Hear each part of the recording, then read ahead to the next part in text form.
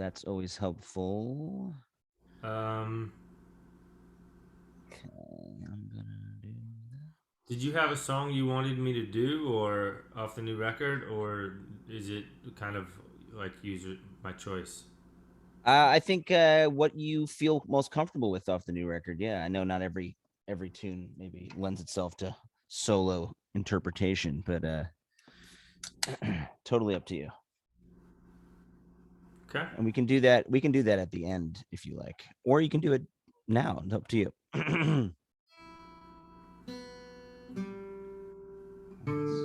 Let's do it. Let's do it now. I'm all warmed up. All right.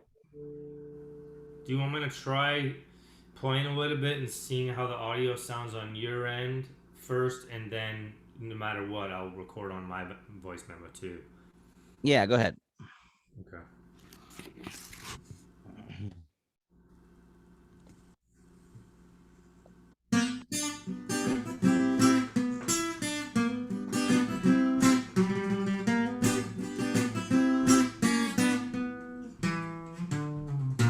Woke up this morning, what you think I do? Walk that line that led me straight to you. Time is short, but my journey's long. Yeah, I gotta be moving on. Gotta get it before it's gone. Get it before it's gone. Oh yeah. Get it before it's gone. Get it now. Gone, get gone and get you. Gotta get it before it's gone. Get it before it's gone.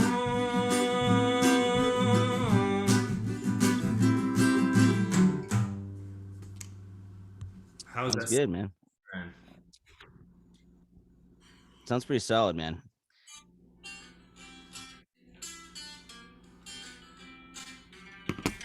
Sounded pretty okay there.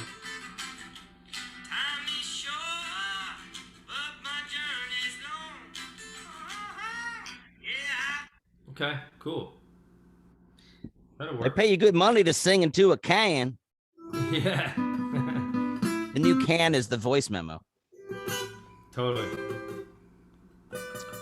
Why don't you give it a little preface and then just launch into it? Cool. You want the preface on the voice memo? Yeah, the whole, just let it roll. Oh, do you want me to record the whole interview on the voice memo? Correct. Any way you'd like me to start, or just start now? Yeah, just start it and then maybe tell a little bit about the song and then just launch into it. Okay, 1 second. Just shut some things down here just to make sure it goes a little bit faster. And you don't have a little little USB mic or something at home, right? Man, I have a USB mic, but I can't for the life of me figure it out. Which one, the Yeti? No, it's actually I don't even know if I have it here, to be honest with you. It might. Oh, it's all good. I did have one last year when I was doing so much of this stuff. Yeah. During the pandemic last year. Yeah, I couldn't figure it out. So I'll just start it out here and introduce myself. Yep.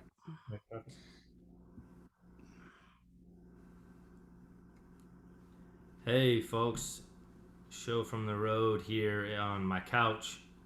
This is Pokey LaFarge, and I got a song for you. Brand new song off my forthcoming record. The record's entitled In the Blossom of Their Shade, and this song is called Get It 'Fore It's Gone. You can interpret that however you like.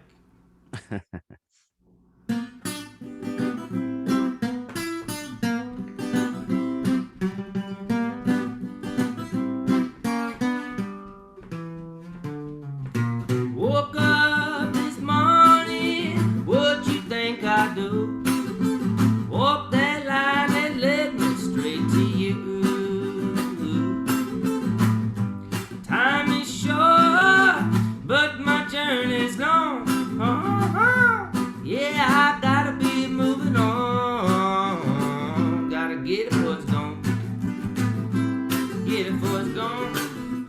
yeah, get it before it's gone. Get it now. Gone, gone, get gone and get you. Gotta get it before it's gone. Get it before it's gone.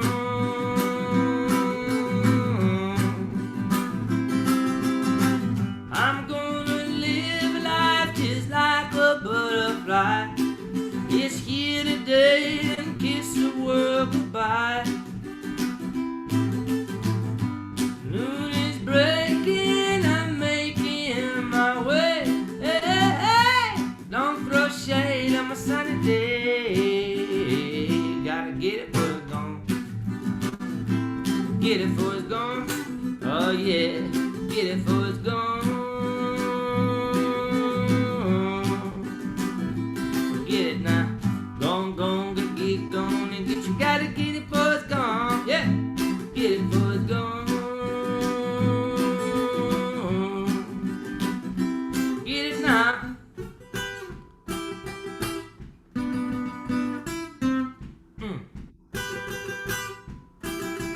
Yeah.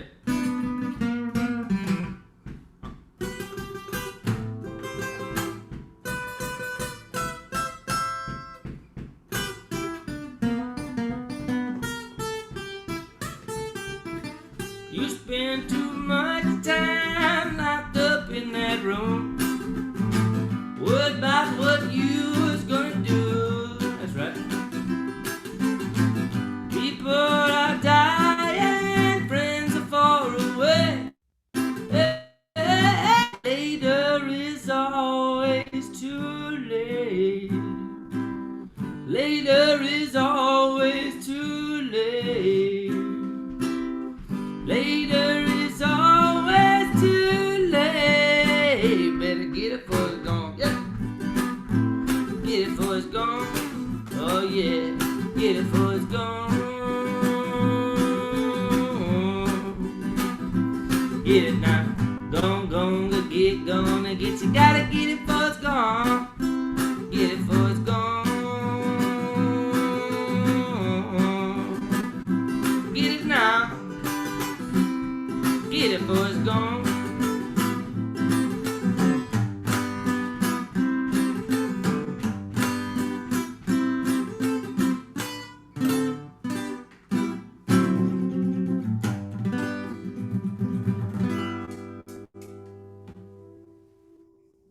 Yeah, there you go. Very nice. Yeah, man. Where is your couch these days? This couch is in. Well, this is technically the breakfast nook. It's like a wicker. It's like a wicker Yeah, couch.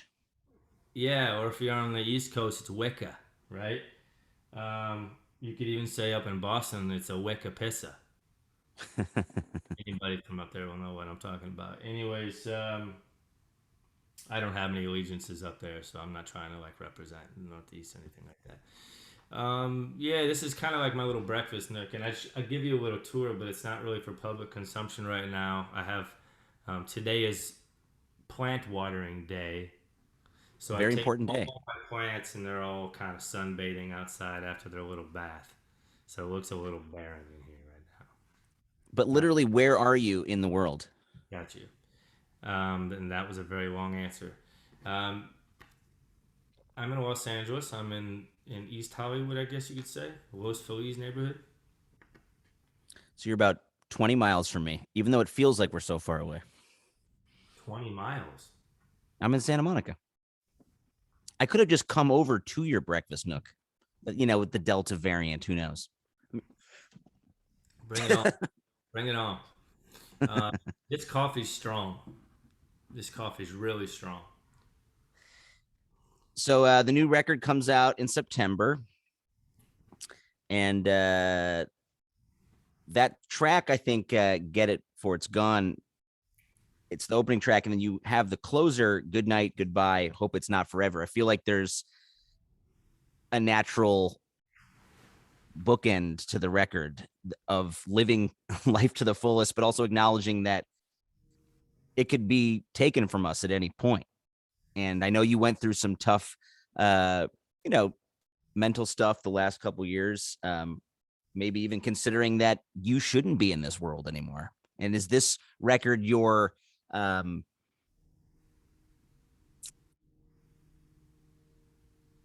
what am I trying to say? Is this record telling people that this is why you're meant to be here? Yeah, yeah, that's good stuff. Yeah, the night is over. It's no time to be alone. Could even be the end of the world as we know. So stay here and love me. I love you just the same.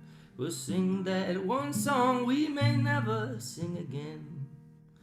Um, yeah, that's the good night, goodbye, hope not forever. Oh, um, yeah, these songs. I think when I wrote them, I kind of knew exactly where they were gonna go on the record. First off, Yeah. um, this record is definitely the beginning of what I would say is a new chapter in my Mm, life and my creativity. I'll just give a quick little description or reasoning for saying that, and in that before I was singing more for myself, maybe, and for others, keeping others in mind, like my audiences. right. But now I am firmly handing the pen over to more of a spiritual force than rather me taking control and holding firmly onto the pen or whatever else we want to hold on to in life. Basically, just trying to let go um, and walk out my faith in music, Mm, um, as well as just in everyday life. So, trying to make every song sort of like a psalm or like a prayer, right. um, and not really about self glorifying or about sex, drugs, and rock and roll anymore. It's definitely more about peace and love at this point. But sorrow comes along with that too, and it's intertwined. It's embedded in all that. Life is definitely comes with a certain amount of suffering. Can't avoid it. So just trying to embrace that along with the joy and just loving living life now. And to answer the other thing you said, yeah, I do feel that I have a certain second lease on life. I think as the quote is right, second lease on life. Yeah. Uh, Definitely, I like the word lease because I definitely don't own it. My life is definitely not my own. I think it's certainly not a finite thing, at least not in this body. So um, I think that at least scratches the surface of answering your question. Well, coming out of this dark time, I think this record feels like a sonic vacation for our ears, right? I love that. It's like, let's just stop dwelling on the doom scroll news cycle and like maybe go to Costa Rica and have a few cocktails. I think we all kind of need that trip right now as much as it's good to call out the bullshit of capitalism and politicians or whatever. It's like sometimes we need to let go and sit on the beach and listen to Mi Ideal. Like I feel like that song, which you sing a bit in Spanish. Um, again, it's like dropping us into a tiki bar on a vacation that we all need to take like right now. you know, where did that song come from? Yeah, I love the Sonic Vacation. That so perfectly encapsulates um, what has been my last year and a half. Look, I've been very fortunate during the COVID pandemic. I haven't lost anyone close to me. I haven't lost anyone that I know, actually. I've been very fortunate, very blessed in that regard. I have lost a lot of money, a lot of money. I'll be very honest in saying that, very transparent. But I don't really grieve that part of it. It's actually been a very freeing time. it has been sort of a sonic vacation. I've listened to a lot of different music. I've written a lot of music. I've recorded a lot of music, and I've spent this entire time in very, I don't know, sunny and warm and beautiful places. I mean, if you consider Austin, Texas, and Chicago, Illinois, and Los Angeles, California to be beautiful places. Um, Go back to Meet Ideal for a second, and because into me, that song specifically is such a warm little droplet of sunshine that you know, maybe it's about rediscovering uh, how to fall in love or how to um, really be present, you know. Um, but I think we really need a little bit of that just pure happiness. Like we forgot how to maybe give ourselves permission to just listen to happy music, you know? Like, oh, it's frivolous and it's kind of gauche right now when people are struggling and out of work and whatever. It's like, yeah, but we need the lightness to take us out of the dark sometimes, or we're gonna like fall into the pit and never come out. yeah, I think that's all very well said. Very well said. I'll just add that in specific, the well, while all those everything that you just said, I think is definitely a component. On the surface, perhaps, if you will, this song was about pursuing that ideal love, and for me, that ideal woman. I was single um, last year, and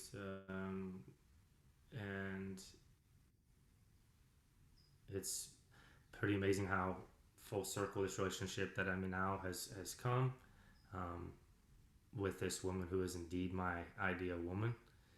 Um, if you could ever say that, look, two people are never perfectly compatible, but um, I will just say that like your thoughts create things, right? The things that you Yeah. think, they will appear, that will happen almost all the time. So it's important to take your thoughts captive. Um, for me, I've also experienced writing songs create things. Things happen after you write a song. So I just wanted to throw that in there for me. But yeah, it was about that ideal love and that ideal woman to come along and you know give you this like purpose in life or something, or like add this Right. crazy this color and this ultimate experience, and you seek it out. That's what you want in love, and that's why I think maybe sometimes people who have been in love, they think they've fallen out of love, or they're not willing to dig deeper and fall in love deeper or whatever. So um, maybe it can be an inspiration to the single people as well as those that are in relationships. Well, the contrast, I think, to some of the tracks on Rock Bottom Rhapsody, um, which I love as well, but you could feel the kind of pain in your voice and the sort of um, reveling in the debauched ending of something, right? Like party at the end of the world type vibes. And, a song like Fuck Me Up, which I love, you know, is in a different headspace completely from some of the tracks on this record. Yeah, I actually think that they're in contrast to a lot of songs on that specific record. I mean, if you take "F Me Up" and put it in contrast with say "Fallen Angel," which says "I'll never let the devil take me down," um, it's actually a contradiction. I think "F Me Up." In context, "F Me Up" was a song I wrote like 4 or 5 years ago. I just finally got it and actually recorded it and just got around to like finishing it, putting it on that record. F Me Up being a perfect example, or you write a song and then things went down the drain. Um, I think things were already happening while that song was being written, but then again, so then all those other songs I wrote were sort of in response or in the midst of the consequences of being effed up, if you will. Mm-hmm. Um, so the album, definitely, I can hear the desperation. I was definitely in a desperate state at the time of recording it, and was sort of like just trying to survive. I was definitely in sort of in the throes of death at that point. Somewhat of a figurative, in a figurative way, but also in a very real, literal way too. And then this song is definitely sort of risen out of that. If you had to put the two albums in color, Rock Bottom Rhapsody was very much black and gray.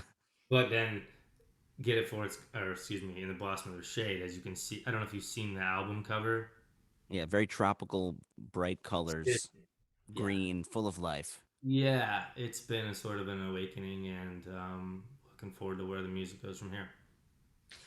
Well, I think that as listeners, we like when our artists, our favorite songwriters, do go through the depths of sorrow and heartbreak without ever thinking that maybe they're also human beings who are having long-term relationships end, having family members pass away, having suicidal thoughts. I mean, there's parts of us that are like, well, whatever it takes to make a great song, but we don't actually think about the toll that it's taking on the songwriter to get that out. And Or do we you just maybe can, yeah, our favorite songwriters to give shine a light on the very same thoughts and experiences that we're going through? We don't want them to go through it just for their sake. We want them to go through it for our sake, yeah, because we need somebody to sing the melody to the pain that we're feeling. Or yeah, it gives worth, right? It's when you know somebody else understands you, it helps. I think that's what helps, right? Because everybody needs to be heard. Everybody needs to be heard and understood, hopefully, not just talked at or whatever. So in a way, it kind of shows that the artist understands and is listening when maybe you haven't never said anything. well, the song like Lucky Sometimes of the new record feels, sorry, the Lucky Sometimes off of Rock Bottom, uh, I think feels like maybe like a preview of what's to come, almost this sepia toned, hopeful look at, um, you know, a fantasy love, and then how lucky you feel just like existing with this other person. And it feels like a musical theater piece, um, to me, with the strings and something that could be played in a silent movie theater. Yeah, that's my Tom Waits Frank Sinatra moon faced ballad, love song. Um, that actually was a song that I wrote sort of earlier on in the record campaign, when everything was still going kind of record campaign, while writing the record, while everything was still going great. Right. And it was sort of um, kind of the beginning of the end, if you will. um, but again, ultimately to have come full circle, and now I can sing Lucky Sometimes as a true love song to that very same woman I wrote it to back then. So pretty amazing. Let's go back. So you're from Bloomington, right? Illinois. Going to normal. Just to antagonize you because I'm a dick, I wore my White Sox hat today. Dude, I think that's awesome. I noticed that. Yeah. Because I appreciate diehard I'll true Cub fans. that and put Uh, it on for you if you want. If you want to make this a thing. Are you from Chicago? yeah, Are you serious? That's awesome, dude. I was just there last week. I I'm from the North Side, so technically I should be a Cubs fan, but Yeah. I The came from an family. American League family. My dad was a Yankee fan from New York, and like the Cubs were too uh, sad for him. I guess the story is that I think he White actually Sox was is pretty pathetic. And almost, but not like the heartbreak, yeah, the heartbreak level of the Cubs. You can't ever match, yeah, you guys never got close. And when you did, you just Well, won. You just won it. right. We won. We went 11-1 through the playoffs. Just destroyed everybody. and Yeah, then weren't good it again wasn't for exactly. 15 You guys years. didn't have 1969. You didn't have 1984. You didn't have 2003, right? I think my dad said that when the 84 thing happened with the Padres, he like threw his television like into the alley and was like, I can't be a part of this. Like Well, I actually felt that way after 2008. I don't know if you remember the I was Cubs. at one of those games, the Dodger games. Yeah, Cubs had the best record in the National League that year, and they got swept. I remember in the first was the first inning, Dempster gave up a grand slam to Matt Kemp or James Loney, one of the two, and I turned the TV up as I knew it was over. It was the same thing when Alou booted the foul ball, which by the way, let's just make sure we understand that it was Alex Gonzalez's shortstop's fault because he had an opportunity Right. to turn two and get out of the inning, but he booted it. No one talks about that. Bartman goes on witness protection in England, yada yada. You knew it was over. Sometimes you just know. But look, the White Sox, I love that team. I've been telling people for years. I've been telling people for a good 3 years. Watch out for the White Sox. They're building a dynasty. One, two, the players they have just have so much character. Um, and also, they're such a diverse team. I think that was it last year they set the record for the most Cubans in a starting lineup in the history of the Yeah, we league. just keep drafting the Cuban guys. It's awesome. So Though cool, so diverse. Well, but just such a diverse team in general. A lot of people of color, um, and I think Tony La Russa is great. People keep talking smack. They keep trying to run him out of the league, and he just keeps winning. It's yeah, it's awesome. like what more do you need to know? The guy wins everywhere he goes. Yeah, I think it's great. I'm really excited for the team. I was really bummed that Eloy went down. By the way, terrible trade, Theo Epstein. Terrible trade. He's coming back Uh, in a couple weeks. and Robert's in rehab too. And when he went down, that just and guys keep getting injured, but they keep winning. I'm really happy to hear that, and I think Lance Lynn's a bulldog. Rodon, nice to see his career turn around on a walk year. Man, I telling people they were going to be World Series caliber. I didn't think that they were going to be this year, a year ahead of time, ahead of Well, they schedule. got to get some more bullpen help, honestly. But yeah, That's why they're looking at the Cubs for maybe a crosstown trade. I think because they got such a stellar bullpen. We'll see. the show on the road is now Chicago sports with Yeah, Pokey and Zach. We're just gonna yeah, switch over the format real quick. dude. I'm actually thinking about starting a baseball podcast, so maybe we should talk. Yeah. I mean, the funny thing is that like I had this long discussion with some people because I'm also a Clippers fan. I've lived in LA 14 years now, so it is my home, though it doesn't have my heart like the White Sox, right? I went to the Dodger game last night. I mean, I love the Dodgers, but it's always It's like the definitely second the White love. Sox of LA. Right. So I'm a Clippers fan because it's like the underdog. You can afford to go to the games. Like, People like the Lakers. right. It's like everyone's like got this entitled vibe about the Lakers. Like, oh, of course they're going to be good and they're going to win. They'll get LeBron. And And Chris I, Paul. what I don't understand is the nastiness that Lakers fans have for the Clippers because it doesn't make any sense. You're not a rivalry, It's right? not even a rivalry, even though they're in the same city. It's not even a rivalry. And I would literally was like, look, the White Sox and the Cubs had every reason to have this kind of back and forth. They both never won. And then eventually they did win. Don't have that much of a rivalry. Let's be honest.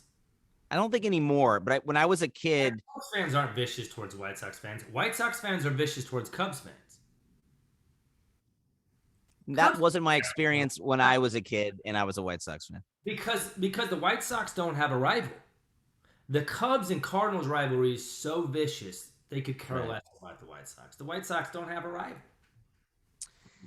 I think when interleague play first started, it felt intense when the White Sox and Cubs would play because it was like this, like, we were both kind of struggling. And if you could win that whatever crosstown cup, it was like a fun, exciting thing. Or is it just all AJ Przinsky's fault? When he jacked what Bart was his the other catcher on the face. Barrett. Michael Barrett. Yeah. Tune in next week for more Chicago sports Yeah, with dude. Pokey and Zach Let's start coming talking soon to next week. I mean, this would be a fun. I mean, the sad thing is that I actually in the beginning of the year I thought the Cubs and the Sox would both be good, but oh well. Yeah, rebuild time. Anyway, let's go back. Bloomington normal. Yeah. You start picking up a guitar and playing songs when? How old? Well, actually, yeah. So I was okay. I was bought a guitar by my grandpa when I was mm, maybe 15 or 16, somewhere around there, and I just was tinkering around with it, but it just didn't click with me. I was really falling in love with bluegrass at the time after having listened to a lot of classic rock and blues. Um, I think really it could come down to Bob Dylan and Grateful Dead really being the whole reason why I play folk music to this day, I think. Um, and I fell in love with a mandolin. It wasn't, but I really didn't pick that up and take that seriously until I left home. And I left home right after I graduated high school in Hmm. 2001. Was kind of hitching around. I really started to cut my teeth in music in Madison, Wisconsin, actually, when I was 19. That's a long story. But I didn't really fall in love with the guitar until around 20 or 21. And your grandfather was in the St. Louis Banjo Club, right? Yeah, that same grandpa that bought me the guitar was in the St. Louis Banjo Club. Yeah. But in terms of, that was my mom's stepdad. In terms of blood and in my family, music doesn't really exist anywhere for generations except my dad's brother plays harmonica and guitar and sings. But that wasn't around me. He lived in another state. So I kind of just grew up with it and fell in love with it on my own, listening to records at the library. I think everybody should busk at some point when they're coming up as a musician, Oh, for like sure. I've even heard just for stories like of vocal Taj Mahal. power. Oh, for sure. I've even, although you may learn to sing the wrong way, as I have, and you like act the wrong way, and maybe lose your voice more than you should as you get older. Anywho, I just want to say, yeah, Taj Mahal apparently does that. He'll go out and he's in his career made pilgrimages and with no money. He'll go to some town, and if he can't make enough money to get back home, he says he's like, no, I don't know. He challenges himself to do that. I've actually never done that because, like, intentionally. I just did that because I had to when I was younger. But haven't bussed for a while. Maybe I should get back out there and give it a shot. Venice Beach is Yeah. calling you. Yeah. The Third Street Promenade is I, waiting for you. I would not even be able to compete with all the people down there. What Robot Man and like, yeah, no way. I don't think I'd be able to compete. Maybe I should go down there and be a mime. Maybe that's my calling or something, but something more extreme. But yeah, you have albums that stretch back to 2000, what, 7, 8, right? I mean, it goes pretty far back, right? And you had the guys, the South City Three playing with you for a long time. Yeah, they would have joined Breaking, 2010 or 11. Yeah. and I always remember seeing your like, was it the La La Blues on the internet, and seeing this guy, the skinny dude in a tweed suit, wherever you were wearing, and it felt like you were from another time, right? You remind me of this guy, C.W. Stone King, who I've long been a huge fan of. Mm-hmm. Obviously, you're not from another time. You're talking with me on Zoom, but do you feel like maybe you reincarnated from a different soul from the 20s and 30s? Is that a serious question? Maybe. Well, for the record, I don't believe in reincarnation, but uh, I get where you're coming from with the question. Yeah, I don't know. I think I just like what I like and interested in what I'm interested in. I think that specifically acoustic music has always been well. That's what I fell in love with um, Right. first, and has always been at the heart of what I do. And still, the majority of what I listen to is acoustic music. Um, and I think that that also means soul music, not just you know Otis Redding and Percy Sledge, that kind of soul music, but soul music Right. around the world.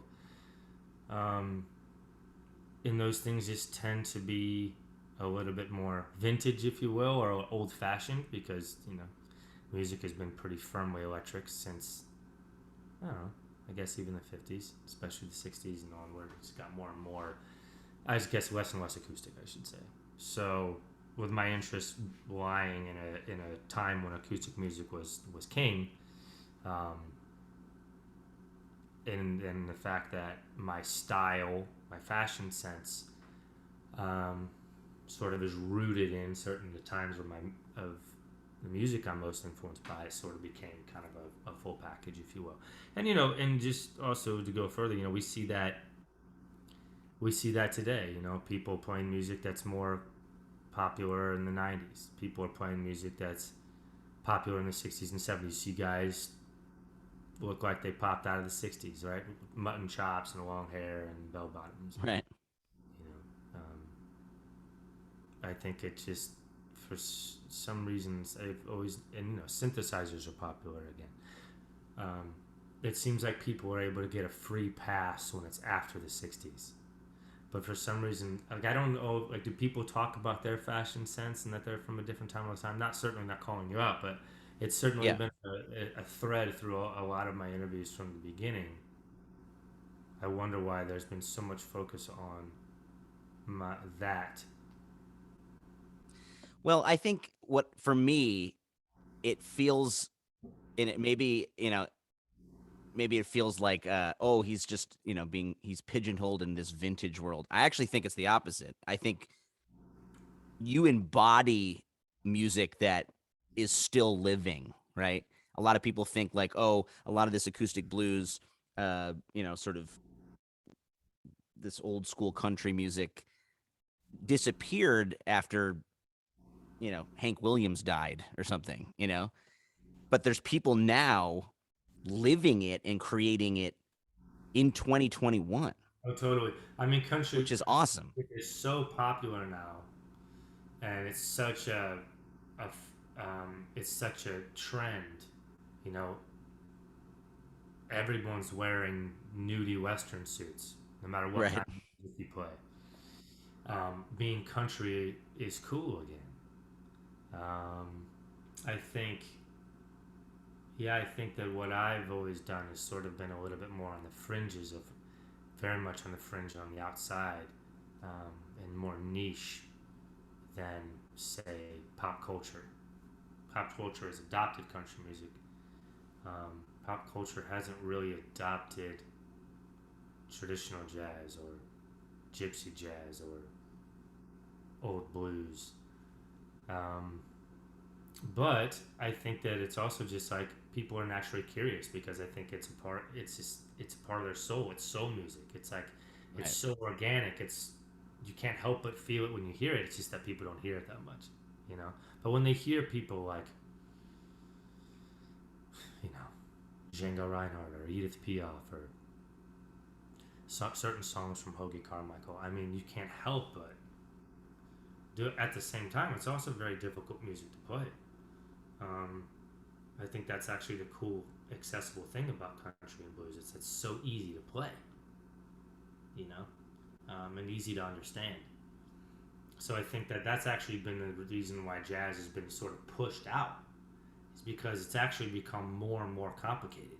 People in the jazz world have actually taken jazz and made it what arguably was the people's music, right? And made it very much an academic thing.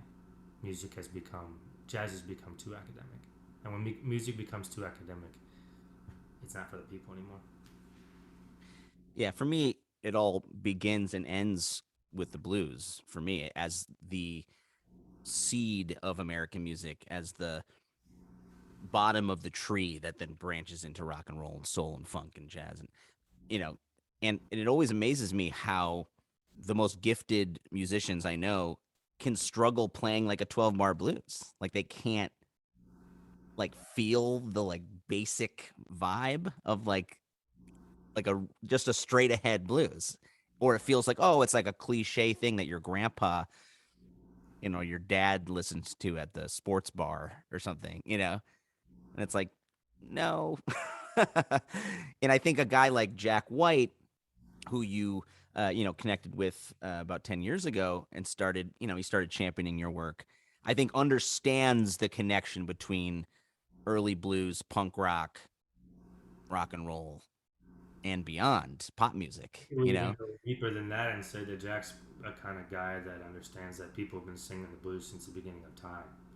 Yeah, The blues is not necessarily, people get so hung up on genres, and instrumentation to define their genre for them. Where I think genres are more or less meaningless. They're things that were created by record business, because the blues, and again soul music, is crosses boundaries. Again, goes all the way back to the beginning of time, right. all around the world. It's one chord, it's three chords, it's piano, it's guitar, it's a guy banging on a rock and singing to heaven. Is he crying or is he singing? It's the same thing. So Right.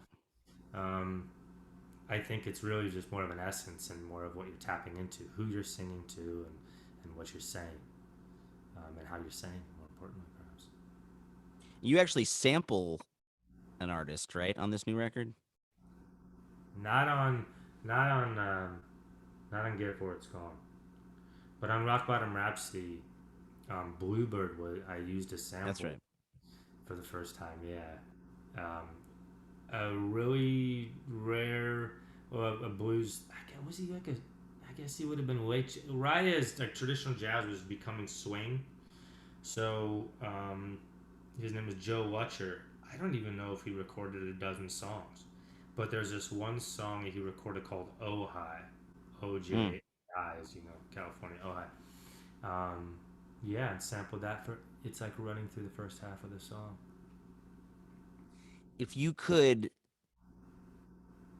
create your own Pokey LaFarge road show with like 5 artists who are now long in their graves, if you could resurrect them, put them on a train with you, who would Like a those 5 artists be? touring company, touring band, touring, yeah, Yeah. package tour. Oh Skip James? no, not Skip James. I would want to. I would want to go back. I would want to start a little bit more modern. I would love to have. Do you know Esther Phillips? Sounds familiar. So there was a few soul artists out there that did country albums. Ray Charles, Percy Sledge, to name a couple. Esther Phillips, the country side of Esther Phillips is one of my favorite records of all time. Recorded at RCA Studio B, absolutely incredible. But she has some straight ahead, hard hitting soul stuff. But she was always so like when she was young, she started as Little Esther, her and Johnny Otis was her backing band. Shuggy Otis's dad. Home is where the hatred is. That came in second to I think Aretha Franklin's RESPECT and winning a Grammy. But she died early, overdose on heroin.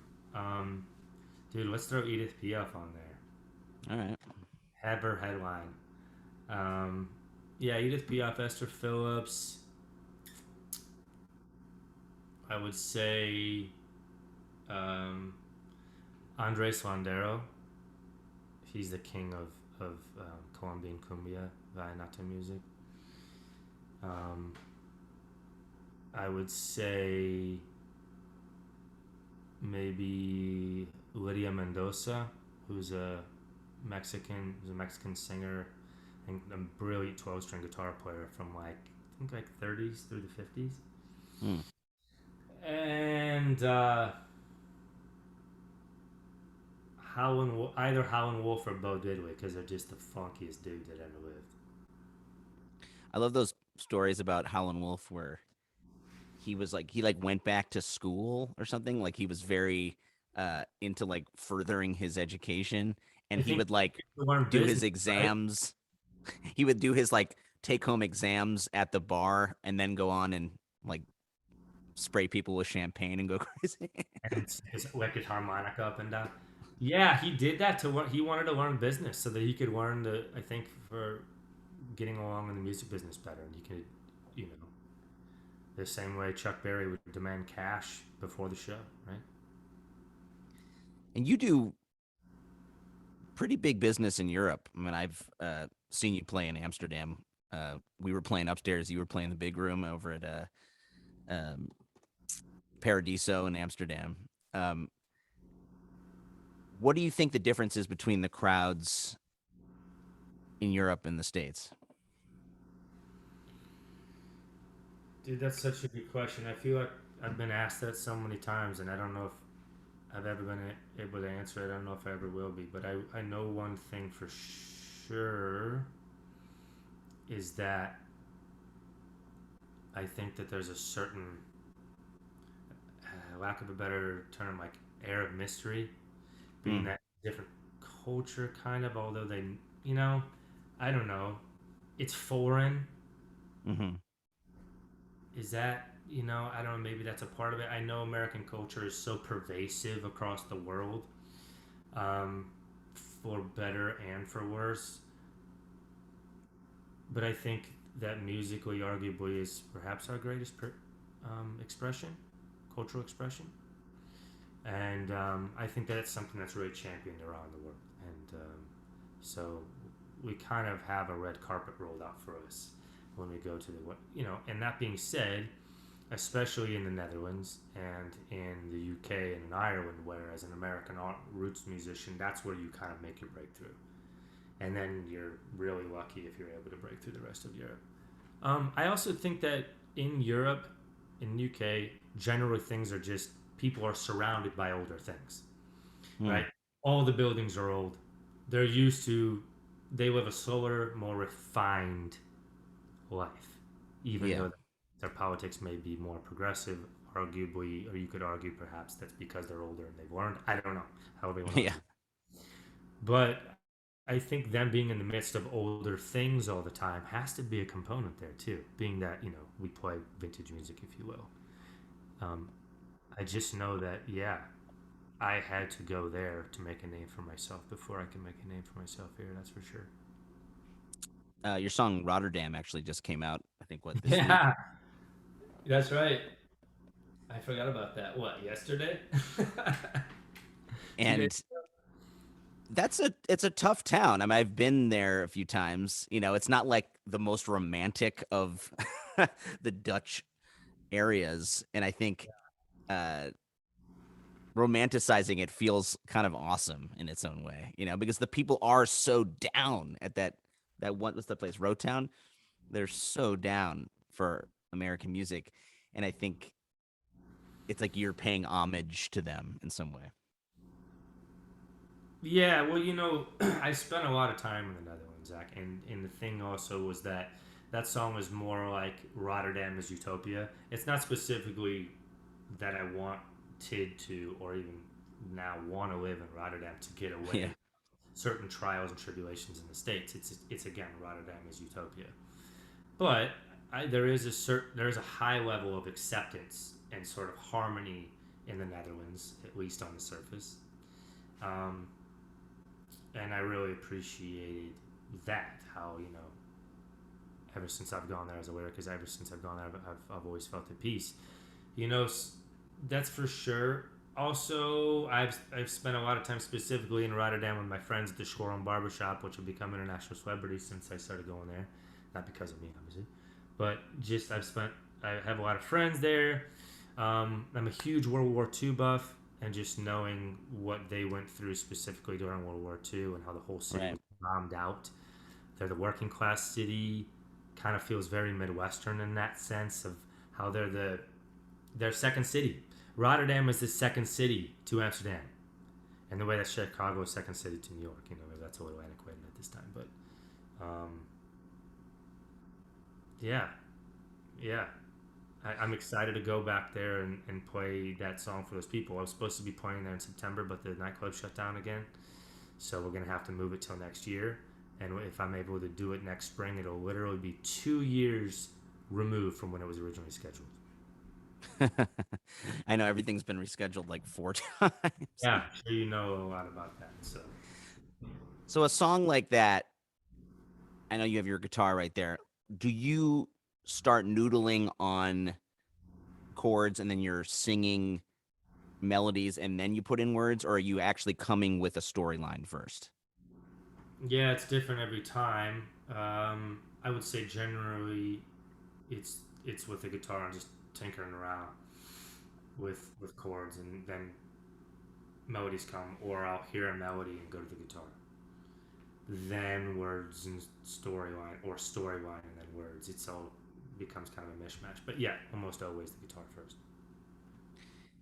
Do you need like a creative writing springboard? Like, is there something where you're like, okay, there's a little uh postcard from Rotterdam that you catch out of the side of your eye, and you're like, wait a second, that has to be a song? Or is it just instant inspiration? Sometimes I need to like look around my space. I hear something on the radio. I need uh something else to help me start a song. A lot of times I can't just like come out of thin air with this, fully formed story. Yeah, all that what you just said. I think as artists, you'll take whatever you can get to get you going, right? Some people use sex, some people use drugs, some people use the past, some people use the present, some people use the future, other people use their dreams. Whatever you can to awaken the muse, um, if you will. I think one cool little anecdote for me, I like to work almost first thing in the morning Hmm. through the afternoon. I'm very much a morning and daytime person. I don't work at night. I stop working at dinner time. I love cooking dinner, and that's my sign that I'm done. 5, 6 o'clock, I'm done, and wind down at night. A tidbit within the daytime thing, the daytime work schedule that I use, I do find that power naps really help to awaken things, or to stop and Hmm. just rest and power nap, and then it lets things kind of settle. The dust sort of settles, and then you can really see what you're trying to say at that point. Do you meditate? Um, I will definitely meditate on God. I will definitely meditate on the Word. I will definitely pray for sure. Um, the thing that has really opened up my songwriting in the last few months is I wake up every morning and sing a psalm, which were songs, obviously. Um, that has been really good for me because my pursuit going forward is to write songs, um, sort of that read like prayers. I mean, really, when you think about it, are songs and prayers really that different? Hmm. For me, I don't really want them to be, whether they're jubilant or sorrowful. Um, Speaking of gratitude or of anguish or pleading, I think that that's kind of how I want it to read. So, Well, Long for the Heaven I Seek feels like it could be a is hymn. a good example of that. Yeah, for sure. That's the first sort of song that I wrote in that with that pursuit, if you will, that posture. You ever listen to that Johnny Cash record, Hymns? It's like one of my all-time favorite vinyls that I found at like a thrift store or something. But like it's him singing his favorite sort of church songs or things he grew up with, Yeah, and yeah, it's just, actually, oof, yeah, it's man, so it's good. amazing. Yeah, me and I think you know Addie Hamilton, right? Do you know her? I think She's in so, like yeah. second. And Pete Molinari. Hmm. We did a couple shows together where we sang some of those songs. Some of those Johnny Cash ones where June Carter and the Carter family are, I'd like to do more of that. I love those old um, gospel tunes for sure. I have a mixed relationship with religious music because, on one hand, Mahalia Jackson specifically, but Sister Rosetta Tharpe, a lot of that early Yes, gospel yes, music, it like hits me in some sort of bizarre past life regression thing where I'm like, I don't know what this is. I don't have any affiliation with, uh, you know, most of the church that these people went to. But I feel like this music is as close to what God is as possible. And that new documentary that Questlove did, Summer of Soul. I don't know if you've seen it yet, but I didn't see it now. there's like Mahalia Jackson singing with a young Mavis Staples, who's like maybe 18, 19. I look back in the crowd. We saw it in Hollywood. Everyone was just like crying, like in the theater, and it's mostly like white people, old guys and beards with their wives, and it was just like you couldn't like contain like the emotion watching this. And you know, when you get up on stage, do you feel like singing is sort of a spiritual experience, that you're like a preacher in some way?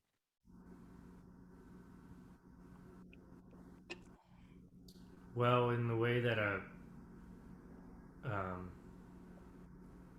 in the way that a preacher is a conduit, Mm-hmm. um,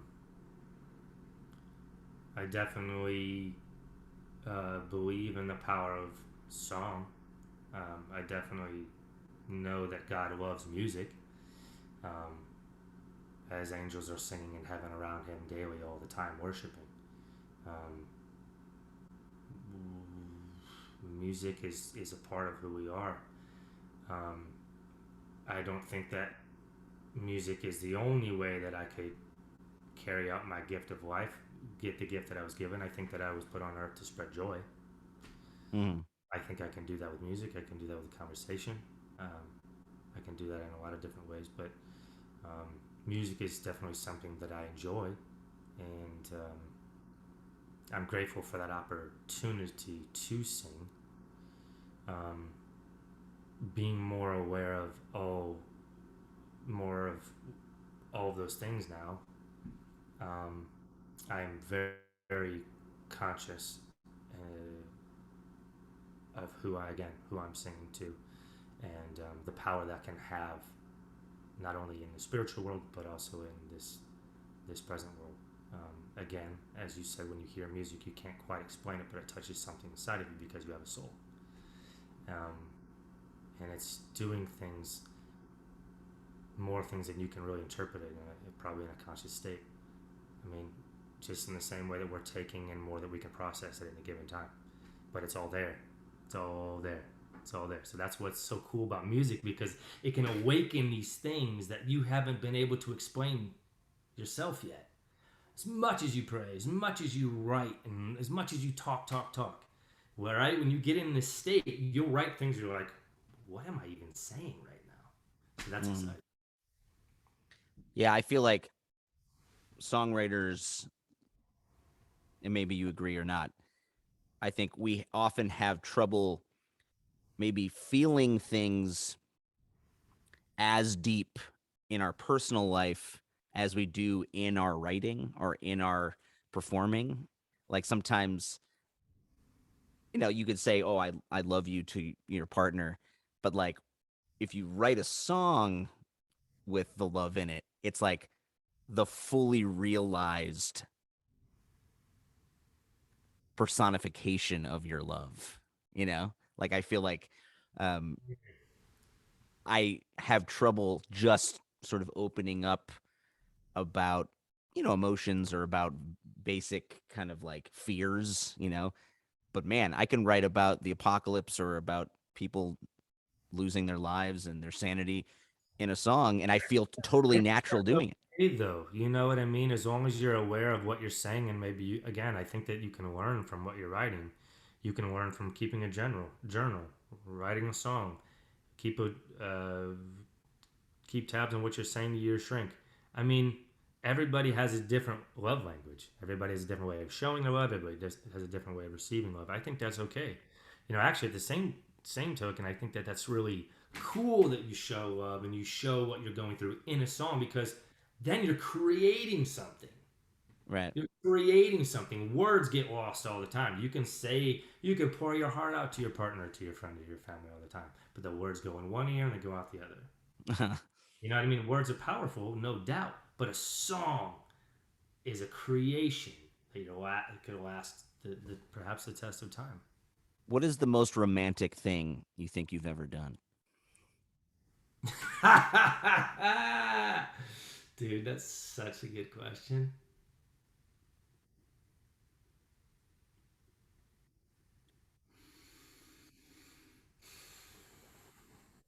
He's leaning forward in the breakfast nook. The wheels are turning. Yeah, picture leans in for the signs. Um, I love how you're narrating my life there. Yeah, I don't know. I'd want to ask. I'd want to ask Addie. I feel like the one thing that I did that was pretty good. I'm not very good at keeping surprises, but there was one time I did. Um, I I told I told Addie that we were in San Francisco and I was going to take her to a place that was going to be the most amazing place she'd ever seen. It Mm-hmm. started raining, and she said, "Okay." I was like, and she asked how far we were going to walk. I said, "About a half mile or a mile." Um, she said, "Can I wear my roller skates?" And I was like, "Well, it's going to be raining, and we do have a mile to go. But if you insist on wearing your roller skates, that might actually be perfect." Lots of hills also. We're right on Fisherman's Wharf, and we show up to the front of. Have you ever heard of Musée de Mécanique? No. It's like the greatest collection of 100-year-old mechanical, arcade games and like Okay. the pictures we roll through and make early movies. Like it's a huge warehouse right on Fisherman's Right. Wharf. We walk in and it's just her mind is completely blown. The guy who runs the place is also on roller skates. That's how he gets around. You press a button if a machine goes down. He zooms in on his roller skates and his Daisy Dukes and his colorful suspenders like Robin Williams and Mork and Mindy, and he fixes the machine on the spot. We get back to we're seeing the seals on the wharf, and we just having so much fun. I'm spinning around on the roller skates. We get back to the car, and the window's bashed in, and my computer's taken all the writing I've done for the last few years. Ah, We end up driving north to John Muir and spent a really romantic weekend up there. But I think that's the first thing that comes to mind. it took a dark turn at the very end. Yeah, it's just that's life, man. Dude, the Bay Area is the break-ins up there are Yeah, relentless. You hear so many stories of that. yeah, yeah, yeah. Gnarly, capital G for sure. I had a computer, that 6 months old, brand new MacBook Pro that I do most of these podcasts and some of my short stories that I was writing, just completely melted down. And the Mac genius people were like, I've never seen anything like this in 20 years on the job. I'm like, Right? Like what? gone. Everything was gone. Everything was gone. And I, didn't back it up as much as I should have, Yeah, same with me. and then no, this is the worst part. They fixed it, sent it back to me a week later. It looked basically like a new computer. I'm like, well, I'll just start over. I did an edit of the episode with Lake Street Dive that came out today. It was basically almost done. And I was like, to be safe, I'm going to send it to the external hard drive because something could happen. I sent it and I was like, it's like doesn't seem to be finished sending. And then like I was like, I'll save it over here and then X out. When I X'd out and it was like, oh, it said it's in the hard drive, external hard drive. I clicked in the external hard drive. It was completely empty. All the edits, all the interview stuff gone. I was like, okay, well, at least the original one that I had sent over, it had also wiped the original one. It wiped them clean on both ends. Wait a second. How did they ever explain how that No, happened? they literally like we went to like 4 chains in command, and they were on my screen. Like the corporate behemoth was literally in my computer. Like we don't know how could that be? Like how did it erase it on both sides? It's not in your trash. It's not all the like edit points and all the data and all the interview gone. No Ah, explanation. And I was like, you know what? Like this computer is like haunted by yeah, some sort of weird ghost yeah. that and then I like question like maybe I shouldn't do a podcast anymore. Maybe like I don't know Right, what is the right, point of these conversations? right. Like maybe the universe is telling me like just give up. That you would start. I totally get that. I totally get that. You have to pause and ask some questions. Man, wow. I'm sorry that happened. But like, the lesson is, of course, back your shit up Yeah. like constantly. Yeah, constantly. Yeah. Yeah, What for is sure. the favorite book? Have you read a favorite book in the last year? It's funny. I've always been an avid reader, but in the last year and a half, 2 years, I haven't read that much. Although it's perhaps arguably been my greatest, at least the most I've created even in the last 2 years, and I think that that's even saying a lot for me. Um, I would say that the best books that I probably read most recently, I went through a period of reading a lot of Graham Greene. Okay. Graham Greene, a lot of his movies were adapted into sort of film noir. Right. Um, did he write Emerus for Murder? I can't remember what one was it that he wrote. Some What was the Hitchcock. one that he wrote on like the in the Caribbean? Cuba. That's Yeah. actually I love that one. I forget what that was. Yeah, the guy's like a vacuum salesman. Yeah, I think I read that from one of the the neighborhood little mini libraries where you could just like take stuff out and bring it back. Yeah, I think I actually read that a couple of years ago. I feel like I got a Graham Greene book from there. The one up by in the one up like Did you leave me that book? I know I was gonna say there's that restaurant up in the Hollywood Hills. What's that breakfast place? Anyway, Beechwood Cafe?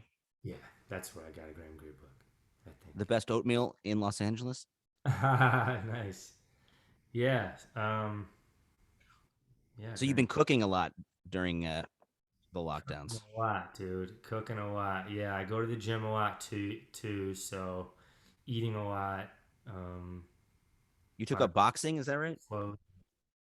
I took a boxing a couple of years ago, but with a lot of things being closed, I kind of moved more into weight training. I gained like 10 or 15 pounds.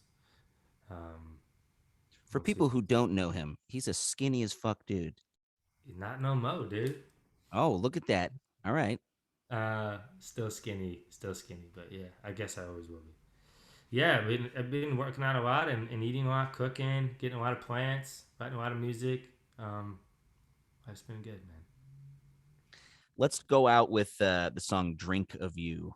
I know you probably weren't thinking of Joni Mitchell. I could drink a case of you, but if some reason feels connected to me. Oh no, actually, I didn't. I'm sorry. You're gonna hate me, but I don't even know that song. Are you gonna play the recording, or do you want me to play it on guitar? You know the Joni Mitchell song. I could drink a case of you. No, I You've was never heard that song. no. I'm not a huge Joni Mitchell fan, actually. All right.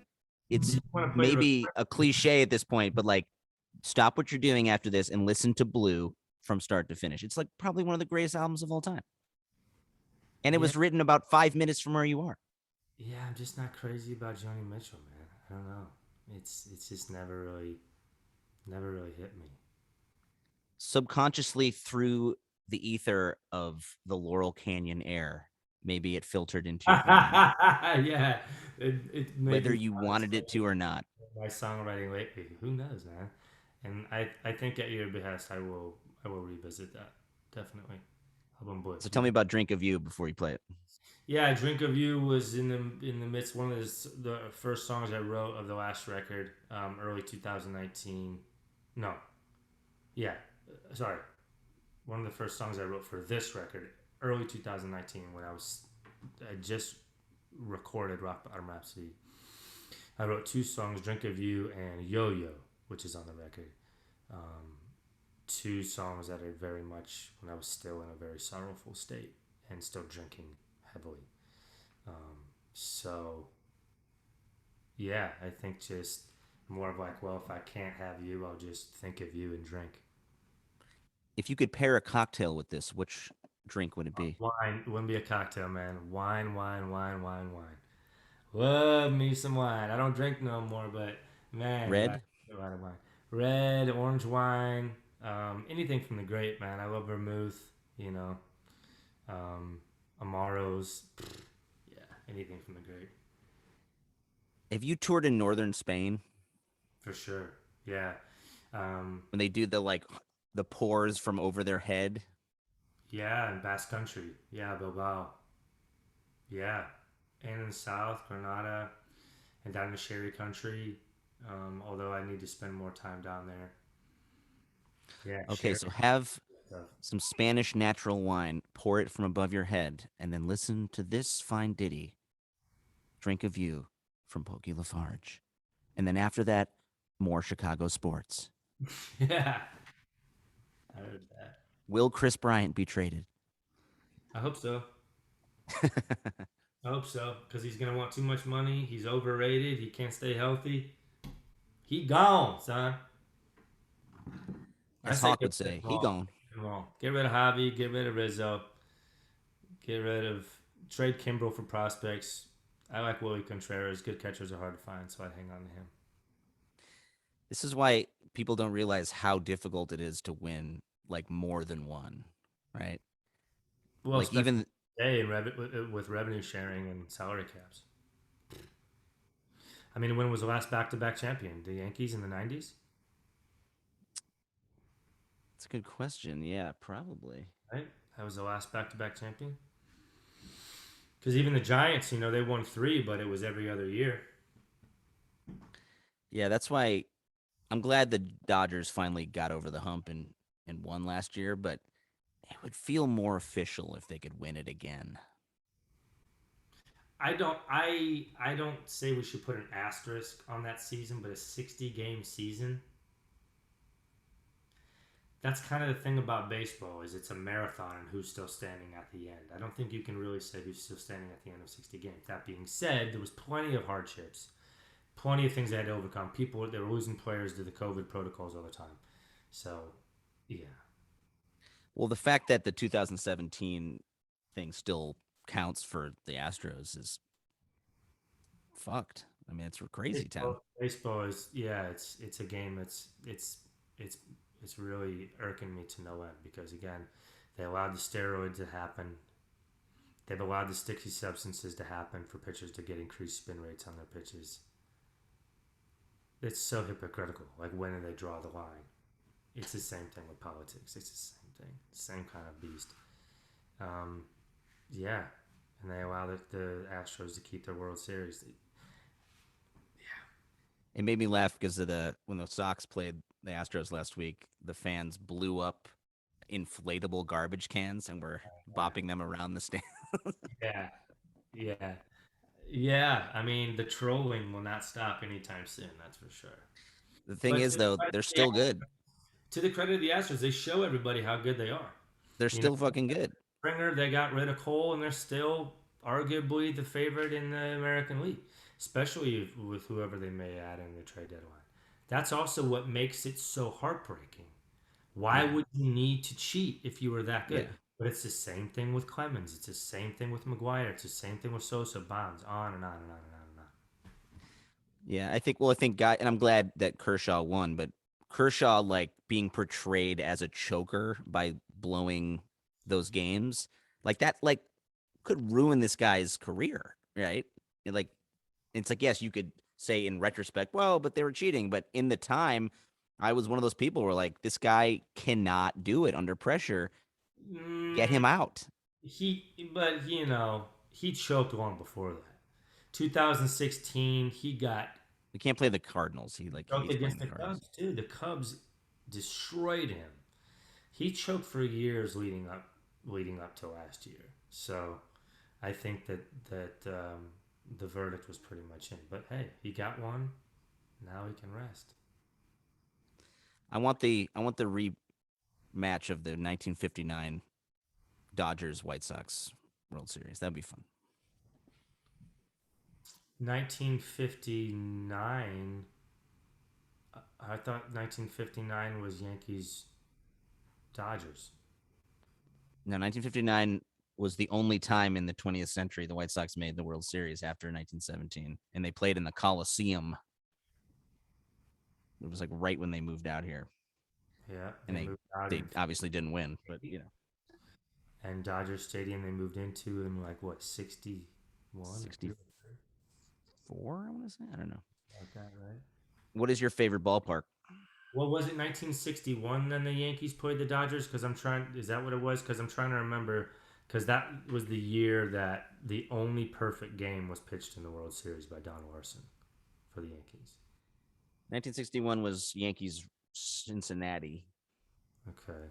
So was it 56 Yankees Dodgers? This is a conversation my dad and you need to have. He Yeah. remembers every World Series matchup from 55 on. Yeah.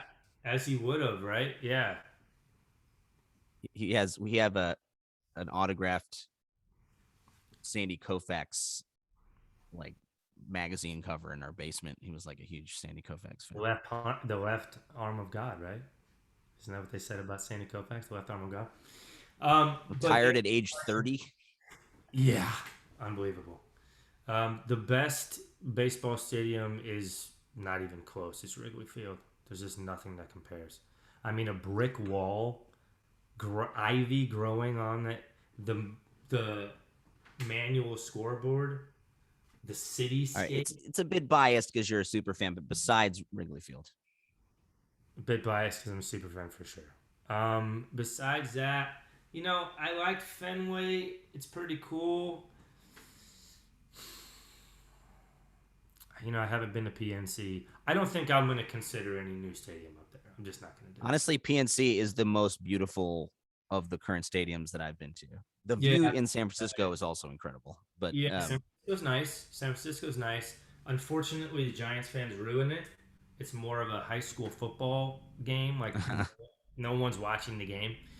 Um, I gotta go with Dodger Stadium because it's a the great only one. stadium that exists that's from like mid-century architecture. Yeah, It's so iconic to that era.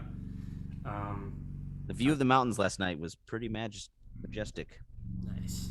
Wait, you were Besides, at the game? yeah, it was Star Wars night, and Kenley Jansen blew the save. It was very unpleasant. Ah, yeah, he did. Yeah, Will Smith walked it out the day before. Yeah, Giants, give him credit. Nobody expected them to even be a playoff team, let alone have the best record in the majors. Pretty amazing.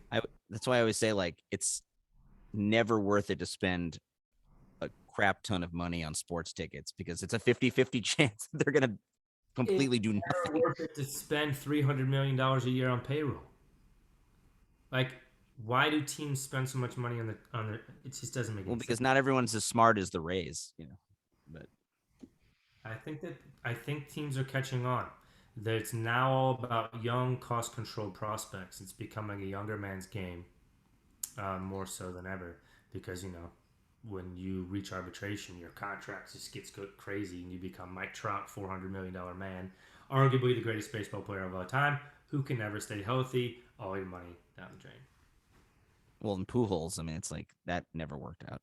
But I think the sad thing is that you have a guy like Worth $300 million, but if the players don't get that money, the owners are just gonna pocket it. So the union stands for what it is to get the money to the players. the sad thing is you have a guy like Otani doing something, you know, no one's done in 100 years, and nobody cares down there. And he could have been on the Dodgers. The Dodgers literally had an offer for him, and he went, "No." It's Yeah, like, he'd be like the face of sports right now if he was. he would be the most famous person on the planet if he was on the Dodgers right now. Except he plays baseball and nobody cares about baseball. Eh, Baseball is just like doing this, you know.